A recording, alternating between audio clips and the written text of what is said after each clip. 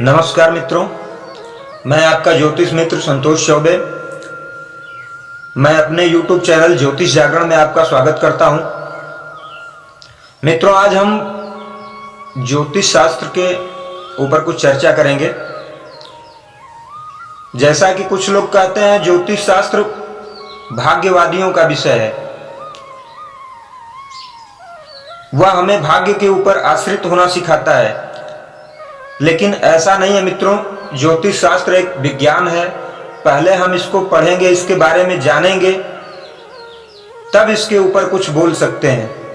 लेकिन हम इसको बिना पढ़े, इसको बिना जाने और बोल दें कि ज्योतिष शास्त्र भाग्यवादियों का विज्ञान है या विषय है, तो ये उचित नहीं होगा।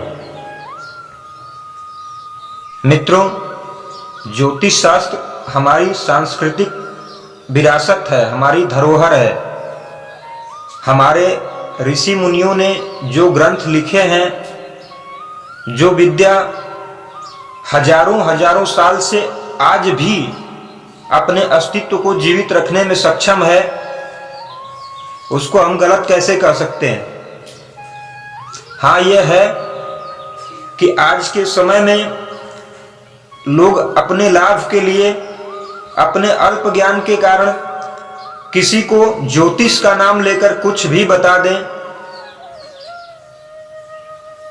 किसी को भ्रमित करें, तो ये उनकी कमी है, ज्योतिष शास्त्र की कमी नहीं है, उनके ज्ञान की कमी है। जैसे हम डॉक्टर के पास जाते हैं तो उसमें कुछ काबिल डॉक्टर भी होते हैं, कुछ ऐसे डॉक्टर झोला छाप भी होते हैं जो अपने फायदे के लिए कुछ भी दवा लिख दें, मरीज को फायदा करे ना करे उनको इससे मतलब नहीं होता है। लेकिन इससे हम पूरे डॉक्टरी पेशा को दोष नहीं दे सकते। ठीक वैसे ही आदमी परेशान होता है तो ज्योतिष के पास जाता है अपनी समस्याएं लेकर, लेकिन हम अगर बिना जाने, बिना जानकारी के कुछ भी उसको अनाप शनाप बता दें तो उसका विश्वास ज्योतिष पर से कम होगा। ऐसा ही हुआ है। लेकिन हम ये कह दें कि नहीं, ज्योतिष शास्त्र भाग्यवादियों का विषय है, ये भाग्य के आश्रित करता है, तो ऐसा नहीं है। ज्योतिष शास्त्र भी हमें कर्म करने की, अपना कर्म सुधारने की ही नसीहत देता है। जैसे कुछ ज्योतिष बोलते हैं कि आप गरीब हैं, मैं आपको एक बैग धनवान बना दूंगा, आपकी ग्रह दशा में बदल दूंगा। ये हमारी भी कमी है कि हम उनके पास जाते हैं अपनी समस्या लेकर और उनकी बातों पर विश्वास कर लेते हैं। मैं इस बात से असहमत हूं, क्योंकि ज्योतिष किसी का भाग्य बदल नहीं सकता। जो आदमी का कर्म फल है, जो कर्म की गति है, उसको कोई टाल नहीं सकता।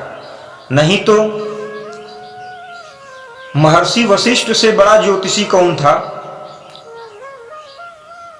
वो त्रिकालदर्शी थे। उनको मालूम था कि महाराजा दशरथ की मृत्यु कैसे होनी है, राम को वनवास जाना है, वहां पे सीता हरण होना है, सारी चीज उनको मालूम थी। लेकिन वो भी कर्म की गति को बदलने में सक्षम नहीं थे। महर्षि वाल्मीकि थे,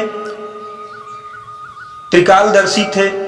उनको मालूम था कि सीता के सामने ऐसी परिस्थिति आएगी कि ये खुद को अपमानित महसूस करेंगी, ये अपने आप को धरती के अंदर समाहित करेंगी।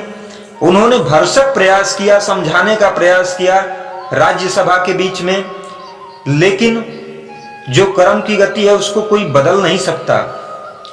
मैं यही कहना चाहता हूं मित्रों कि ज्योतिष आपको आगाह करेगा। जैसे कि आपको ऐसा फल मिल रहा है तो किस कारण मिल रहा है, किस ग्रह के द्वारा दिया जा रहा है। जैसे कि हर व्यवस्था में एक सिस्टम से ग्रह आपकी पत्रिका में आपके कर्मों के अनुसार फल देने के लिए आपको बैठे हुए हैं। तो वो जिन भावों का स्वामित्व रखते हैं उसका फल तो आपको अवश्य ही देंगे।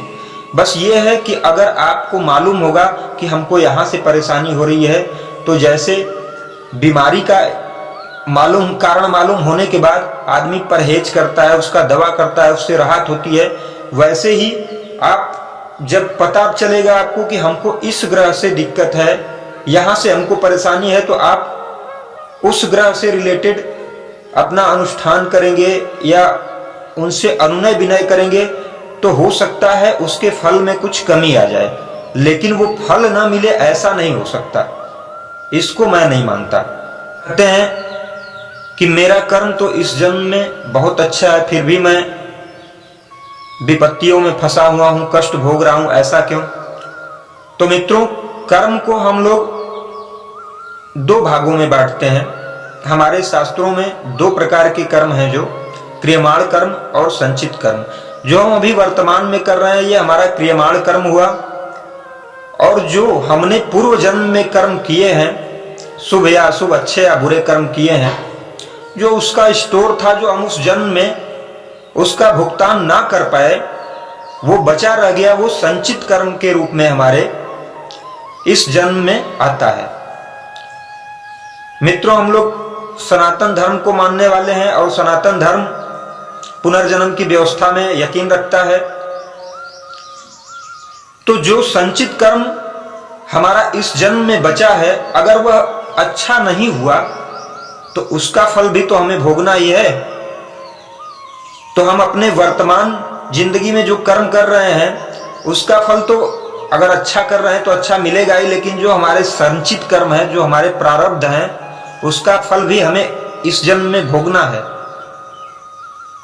तो उसका फल हमें मिलेगा ही मिलेगा। अब कोई यह कह दे कि नहीं, हम आपको अपने कर्म का फल नहीं भोगने देंगे, हम बचा लेंगे, तो ये यहां गलत होगा। लोगों का ये कहना होता है कि ज्योतिष शास्त्र हमें भगवान की पूजा छोड़कर ग्रहों का पूजा करने को कहता है। मित्रों, ऐसा नहीं है, सब एक सिस्टम से होता है। जैसे देश में प्रधानमंत्री हैं, राष्ट्रपति हैं, कोर्ट है, वकील है, पुलिस है, आप जैसा कर्म करेंगे उसका दंड देने के लिए डायरेक्ट प्रधानमंत्री नहीं आएंगे, राष्ट्रपति नहीं आएंगे, पुलिस आपको पकड़ेगी, वकील आपके कोर्ट में केस लड़ेंगे, जज आपको सजा सुनाएगा। हर आदमी की स्वतंत्र व्यवस्था है, वो अपने कार्य के अनुरूप आपको दंडित करेगा या प्रोत्साहित करेगा। ठीक वैसे ही ज्योतिष शास्त्र भी कहता है कि एक परम शक्ति है जिसके आदेश के अनुसार ही ये सब ग्रह आपकी पत्रिका में हर भाव में बैठे हुए हैं, आपको आपके कर्मों के अनुसार दंड और शुभ फल देने के लिए। अब आपका पूर्वार्जित कर्म कैसा रहा है उसके अनुसार वो आपको शुभाशुभ फल देंगे। अब अगर काम करेंगे तो पुलिस आपको पकड़ेगी। हाँ, ये है कि पुलिस से थोड़ा अनुनय विनय करेंगे तो हो सकता है कि आप छूट जाएं, लेकिन ये भी है कि अगर डायरेक्ट प्रधानमंत्री तक आपकी पहुंच होगी, उतने करीबी अगर प्रधानमंत्री के आप होंगे, तो हो सकता है प्रधानमंत्री डायरेक्ट हस्तक्षेप कर दें और आप बच जाएं। पुलिस वाले भी ये अगर जाने कि इनकी पहुंच डायरेक्ट प्रधानमंत्री तक है तो आपके ऊपर शायद हाथ ना डालें। वही स्थिति जीवन में भी है कि ये ग्रह नक्षत्र जो होते हैं, जो ग्रह बैठे हुए हैं, ये आपको दंडित करेंगे। आप इनका अनुनय विनय करेंगे तो हो सकता है कि जो फल आपको मिलना है, कहीं आपका हाथ कटना हो तो उंगली कट के रह जाए, ऐसा हो सकता है। लेकिन अगर आपके अंदर ईश्वर भक्ति है और उस स्तर की है कि ग्रहों को भी महसूस हो कि नहीं डायरेक्ट भगवान तक आपकी पहुंच है, तो वो भी आपका अनिष्ट करने से पहले शायद सोचें, ना करना चाहें, या अगर अनिष्ट करना चाहें तो शायद डायरेक्ट भगवान उसमें हस्तक्षेप कर दें। लेकिन आपकी भक्ति तो उस स्तर की होनी चाहिए जो हमें लगता है कि इस कलयुग में पॉसिबल ही नहीं है। मित्रों, जैसे एक अंधेरा कमरा है, उसमें बहुत सारी वस्तुएं रखी हुई हैं, और वहीं प्रकाश आ जाए तो वो सारी वस्तुएं नजर आने लगती हैं। ज्योतिष शास्त्र भी वही करता है। ज्योतिष के प्रकाश में हम वर्तमान, भूत और भविष्य की जो घटनाएं हो रही हैं वो हमें दिखाई देने लगती हैं। अगर हमें ज्ञान होगा तो हम उन घटनाओं के पीछे के कारण को देखना शुरू कर देंगे और उनके अनुसार अपने कर्म को बदलेंगे और उनके शुभ प्रभाव हमको मिलने शुरू हो जाएंगे। बाकी ज्योतिष किसी का भाग्य बदल देगा।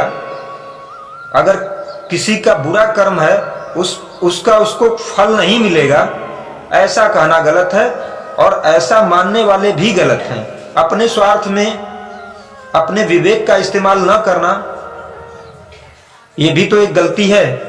तो कृपया ऐसा ना करें और अपने धर्म, अपने संस्कृति पे जरूर विश्वास रखें और ईश्वर में अपनी अटूट श्रद्धा बनाए रखें। बाकी ईश्वर आपका कल्याण करेंगे। हर हर महादेव।